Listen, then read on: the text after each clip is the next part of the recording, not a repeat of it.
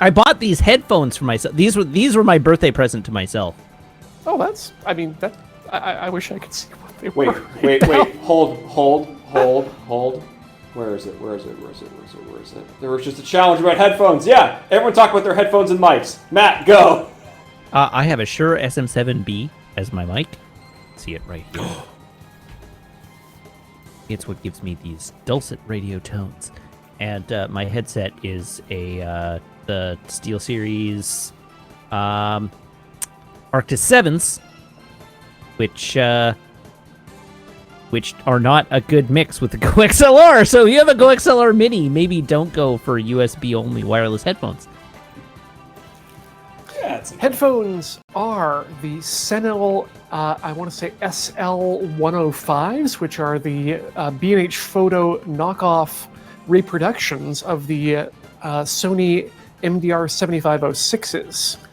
Really like them because they've got a nice flat tone for editing, but I'm starting to feel a little bit uncomfortable in them these days, so I might swap them out to something else. Microphone at the moment, I usually go with a Rode boom mic.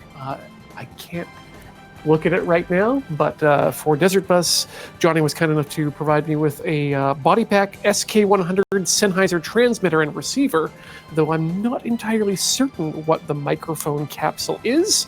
It looks to me to be possibly a Rode Countryman. I understood none of those words, but thank you, Ian. Ben, the driver?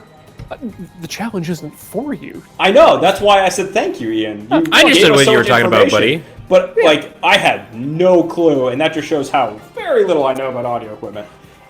You have a life. It's good. Yeah. I have a pair of wireless SteelSeries something or others. I don't remember what they're actually called. They look like the Arctis 7s. I think we have the same I headphones. think so. They've got the little wired and then a circular dongle that has an in and out on it. Yeah. Yeah. So if you took your suggestion from James, we have the same headphones. I just bought them. So the main reason I bought them was because they have that in and out was the main reason. But I didn't get the recommendation from James, but it's good to hear that he also has that. And then I use a Blue Yeti. I hate it. I hate Blue Yetis so much. But I can't afford a fancy soundboard and all that kind of jazz and an SM7B. So I live on the Blue Yeti until I save up enough for something like that. Because I don't know. I think have you done any sound isolation around your streaming space? So only so much, but unfortunately the fact of the matter is I need to have fans and stuff in here because this is a room that has zero windows or anything in it, and I don't have air conditioning and stuff. Yeah. The Blue Yeti is a fine mic, and I see a lot of people coming on in defending the Blue Yeti's honor. Defending the Blue Yeti. Sorry, I was like, what's that sound coming from? But it's Jordan typing. It's okay. But yeah, it's literally it's literally because of the it being a USB mic and not an XLR mic. I think requires you to do a lot more things on the software end as opposed to the hardware end. Yeah. And because of that, if you want to do a lot of more mixing and EQ and stuff like that, it's more taxing on your system. So instead of you being able to bring everything off of bring the weight off of the computer and do it outside of there, you've got Reaper or whatever other kinds of extra drivers and stuff like that you're running on your computer to do stuff like that. And instead of now having a fancy, soundboard helping you, you're putting a lot more load on your computer. So yeah. I had to do quite a lot of software treatment of my Yeti when I was on it in order to get in particular for me, it's just because there's a ton of ambient noise and trying to get a noise gate on it to prevent my AC and all the ambient noise coming through. This is actually one of the reasons why I miss FireWire, is that it, unlike USB, FireWire didn't rely on the central processing unit to actually process the data coming through it. So it was great for audio in terms of latency and bandwidth too. Yeah, I'm with Ben on the Blue Yeti. I have a little bit less direct dislike of it, mostly because I just do less with my microphone than Ben does. Ben uses his microphone a lot more than me, and I can understand being frustrated with trying to get settings tweaked without blowing up your computer. But I'm also in the same boat where I can't really justify spending X amount of money on a soundboard and an XLR mic, but it does what it needs to do for me. Headphones right now. There was a rating I missed it. Someone will have to go back and look it up. I've got Bose QC35-2s, which are not my usual PC headset, but I can move around with them a lot easier for Desert Bus. Typically, a set of Sennheisers. Who are we getting rated by? We are getting rated by Potastic P. Oh, welcome everyone. Yeah, who rated us with a large horde of individuals. They all have knives. They do. I'm worried. We're being invaded by an enormous number of people.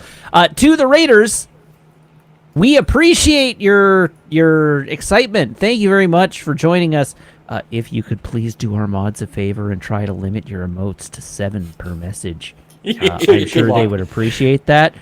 We love the excitement, but we do have a rule here that tries to keep that asks you to keep your emotes to 7 or fewer. So spam as many emotes as you like, as long as you do them 7 per message. 7 at a time. Fantastic P, thank you so much for bringing your community over to us here at Desert Bus for Hope. For those of you that aren't familiar, we are a charity fundraiser raising money for Child's Play charity. We do it every year. Right now, we've raised $308,000, and we've only been going for 58 hours. We're going for at least another, I can't do math, but hours of 147 so far. You can get a lot more info on the run and the event at desertbus.org. That's also where you can help donate to the cause and donate to enter in for a whole bunch of prizes like what we're doing right now of having a giant bag of dice. You can find more info, again, on our website, where you can donate multiples of $8.94 or multiples thereof to be entered for a chance to win. That's a general overview in about 5 seconds of what we do here. But another way of looking at it is we entertain you while someone, in this case Ian in the bottom right, is playing the most boring video game in the world, all for a good cause. I promise I'm not looking at what I'm doing. I'm just looking at my DoorDash password. You're so good. And Ian, I think that we have done that challenge well enough. You can probably turn around. Oh, good, because you were getting dangerously close, buddy. Yeah, you're right in the rate. But thank you. It's good. It's great to be back. Philly Pop, yes, this is the Penn and Teller Bus thing. Desert Bus is a game from an unreleased collection of games created for the Sega CD by magicians Penn and Teller way back when, and through a long and complicated series of events, it ended up in our hands to do this.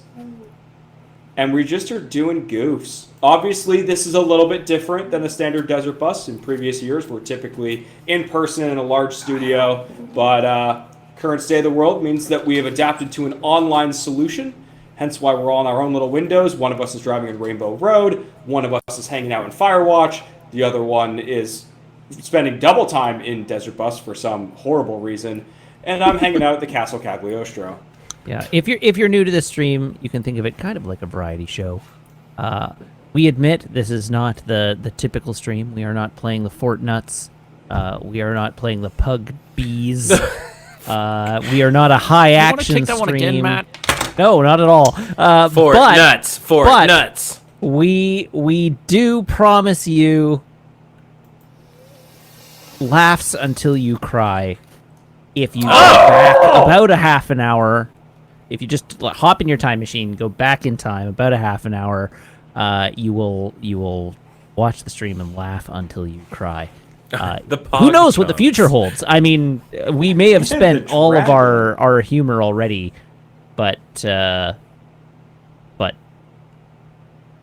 at the very least, we have already provided rich veins of entertainment. So please do stick around and see what we got.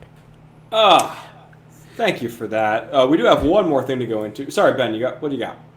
I was gonna say, how much time we got left on the We did the literally a minute on that giveaway. I was gonna say a minute left on our giveaway of the gigantic bag of dice. $8.94, I believe, is the. Yep. Yeah, the big old bag of dice. Look at, there's so many dice. There's even dice inside. There's real fake dice in this big old bag of dice. You can open up the dice and look. Hey, inside there's more dice. There's dice with ducks in it. There's dice with no ducks in them. And make a donor account. And make a donor account. And if you donate in multiples of $8.94, you get popped in there. And look at that. There's some Desert Bus dice that ain't nobody else got in their dice bag. So you could have that. It's $8.45. Your pitch is no longer relevant. You're done.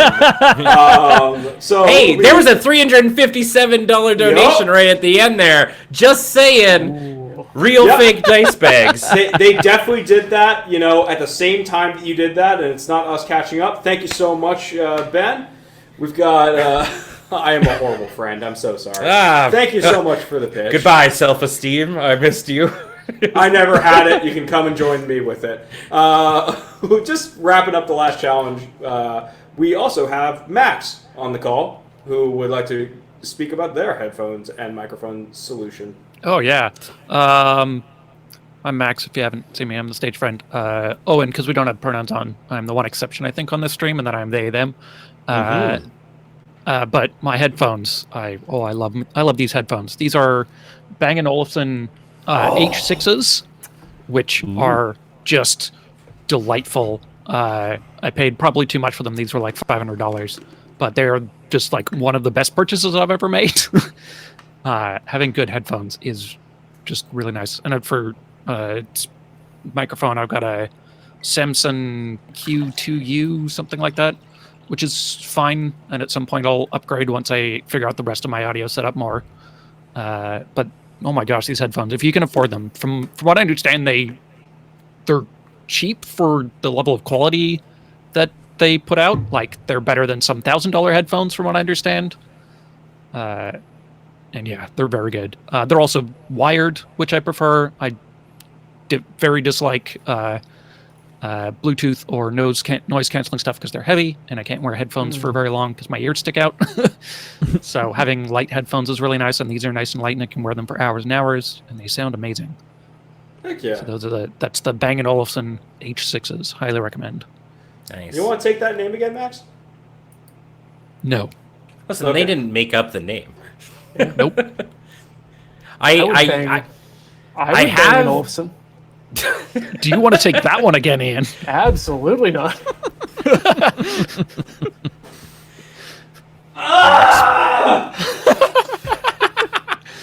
God, I gotta record that. I want that as a soundbite. I want that as my ringtone for Jordan. Not that Jordan never calls me, but just make it your ringtone for everybody but Jordan. Can you just chill for a bit?